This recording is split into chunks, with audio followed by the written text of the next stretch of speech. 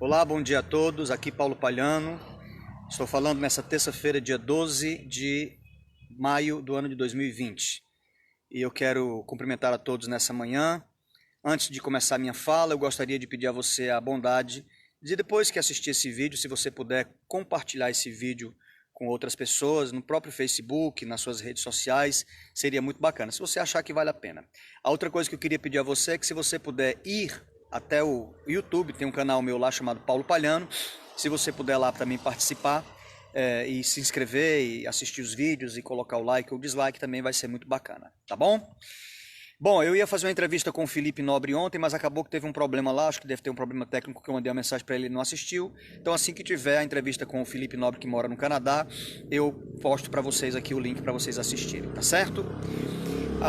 Sobre o que eu quero falar hoje. Deixa aí, tá entrando o pessoal. Ele é um grande amigo aí do passado, do presente também, né, Eliel? A Lúcia, a Jeane, tem muita gente, o Elton também tá entrando. E muita gente vai entrar aqui daqui a pouco. Ontem foi até um pico assim das pessoas me assistindo ao vivo aqui no Facebook. Eu comecei a fazer esses vídeos tem 30, 40 dias. E aí 5, 6 pessoas que assistiam agora. Ontem tinha 50 pessoas, um pouco mais, assistindo ao vivo, né? Isso foi muito bacana, muito bom. Então, se depois você puder compartilhar, achar que vale a pena compartilhar, eu fico-lhe muito grato, tá bom?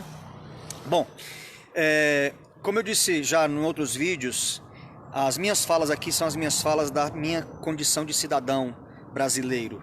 Embora eu seja pastor, as minhas falas pastorais são num outro fórum, num outro foro, por assim dizer, que é lá no Igreja Cristã Apostólica, tanto Facebook quanto Instagram. Agora aqui, onde tem Paulo Palhano, são as minhas falas como cidadão.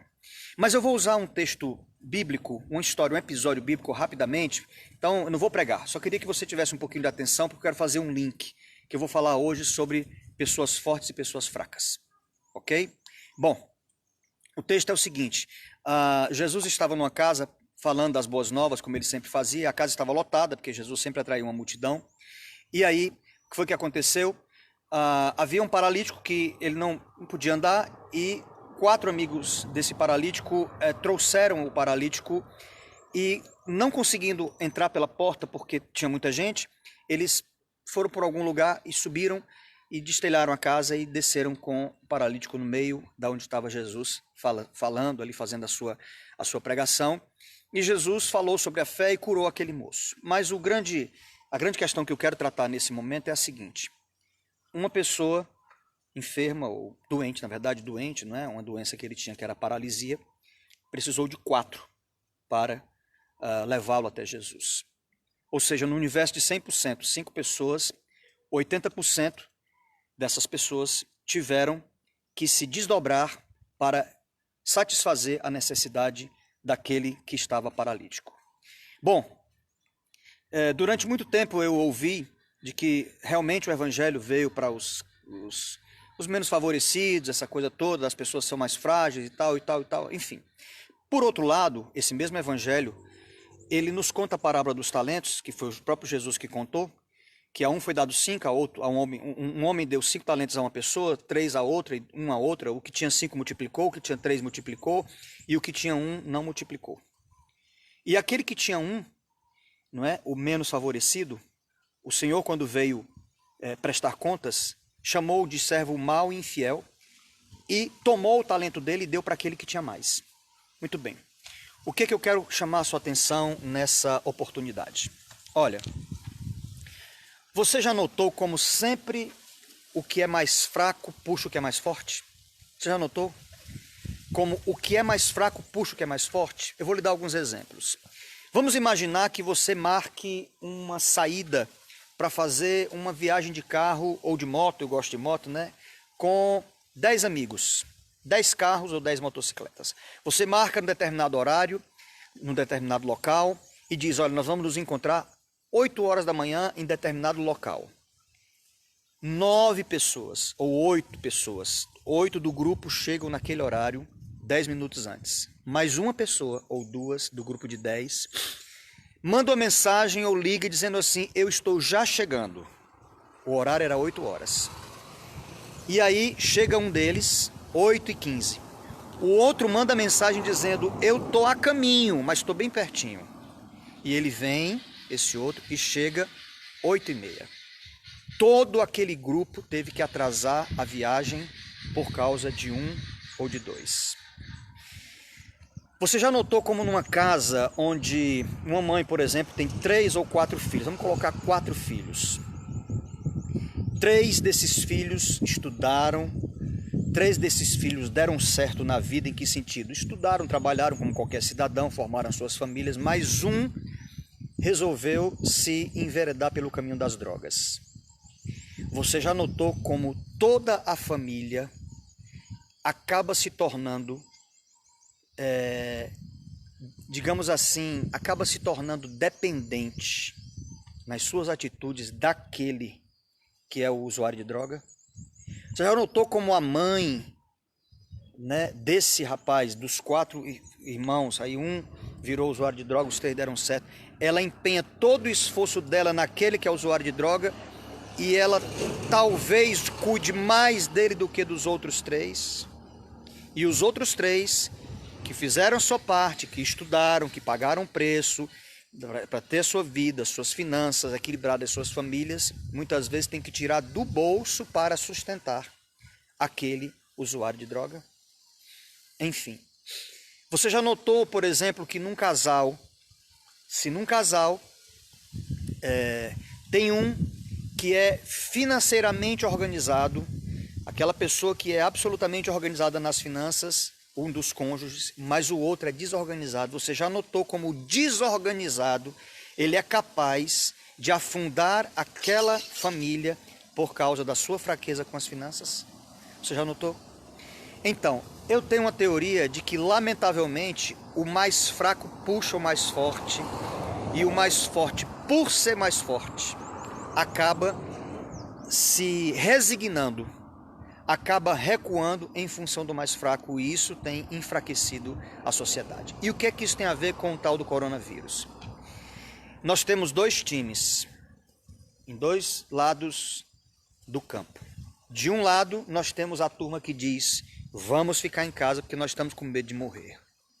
Do outro, você tem o pessoal que diz, nós não temos medo de morrer, nós vamos trabalhar, nós vamos para a rua e está tudo certo.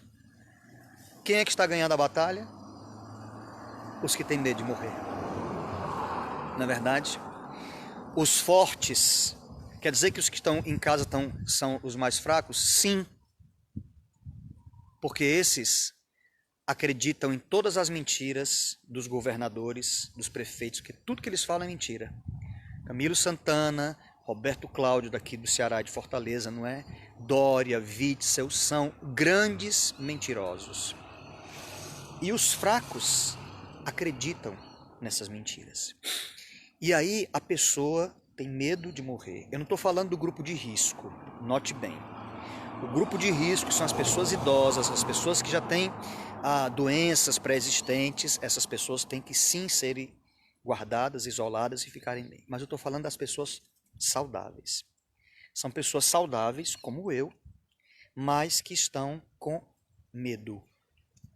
E aí o discurso delas é #fique em casa. E elas começam a agredir aqueles que não querem ficar em casa. É mais ou menos, preste atenção, como aquele filho dos 4 daquela senhora, você lembra que eu falei? Que ele é usuário de droga e ele reclama porque aquele que vive melhor não quer ajudá-lo na situação que ele vive. E muitas vezes aquele que vive melhor, que pagou o preço para viver melhor, ele tira do bolso dele, das condições dele, para ajudar o irmão que é usuário de droga. Muito bem, se é cristão, capaz que seja. Mas nesse momento que nós estamos vivendo nós temos um grupo de pessoas que tem força, que tem coragem, que não tem medo da morte. E essas pessoas querem ir para a rua trabalhar. Essas pessoas querem tocar os seus negócios. Mas os outros estão dizendo, não, vamos ficar em casa. Nós temos medo de sair. Porque tem um leão na rua, porque tem um leão na porta. E se nós sairmos, nós vamos morrer. E por conta disso, de novo, os mais fracos estão destruindo a vida dos mais fortes. Aqueles mais fortes que querem trabalhar, que querem sair para fazer a coisa funcionar, estão impedidos. Podem ser presos, podem ser processados. Porque o certo, você sabe o que seria? Todas as pessoas que, como eu, não acreditam em 90% do que os governantes estão dizendo, essas pessoas deveriam vir a público como eu, dizendo: se eu ficar doente, eu não quero atendimento no serviço público. Me deixe morrer na rua, se necessário for. Mas eu abro mão do atendimento público em função daquele que tem medo. Então, nós teríamos de ter o direito. Nós que queremos ir para a rua, nós que queremos tocar nossa vida normalmente, deveríamos ter o direito de fazê-lo. Mas não podemos, porque os medrosos. E você está com medo, preste atenção, ontem eu disse a você que você não é idiota, mas você está com medo porque você foi amedrontado pelo governador, pelo prefeito, pelos políticos que estão se aproveitando do seu medo. Dia 18 desse mês, aqui no estado do Ceará, faremos 2 meses que estamos trancafiados. E mesmo assim, a situação, o que aconteceu? Aumentou o número de pessoas mortas. Claro, porque se você tem uma maçã que está com fungos e você coloca essa maçã junto com 50 maçãs que não têm fungos, ela vai contaminar as 49. Percebe? Portanto, você que é defensor do fique em casa, você deveria também usar essa mesma força que você tem para dizer fique em casa, para ir para as redes sociais, vai dizer assim: deixa quem quer sair, que saia. E aí vamos viver todos bem. Você fica em casa e quem quer sair, sai. E de novo, para terminar, quem quer sair faz como eu. Não vai usar serviço público.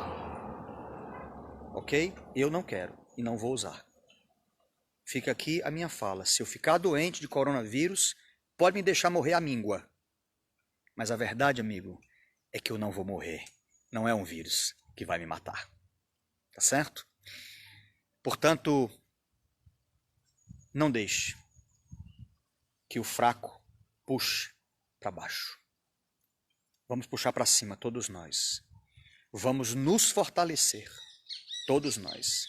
E você só está com medo porque você ouviu a fala do medo, a fala aterrorizante dos políticos mentirosos, em especial aqui no estado do Ceará, Camilo Santana e Roberto Cláudio, que são 2 grandes e muito bons mentirosos. Eles só não combinaram um com o outro, porque às vezes a mentira você tem que combinar, porque a verdade você não precisa combinar. Se você falar a verdade, está tudo certo. Mas a mentira você tem que combinar. E às vezes o Camilo não combinou com o Roberto Cláudio a mentira, e aí eles acabam fazendo as coisas, mostrando evidentemente a mentira. Ok? Vamos nos fortalecer. Que no nosso estado, na próxima semana, todos se levantem fortes. Para que se esse negócio desse decreto for continuar, todos nós nos levantemos e dissemos: agora não. Agora vamos para a rua, vamos tocar a nossa vida, vamos trabalhar e vamos ter a nossa vida de volta. Um beijo para todo mundo e até amanhã.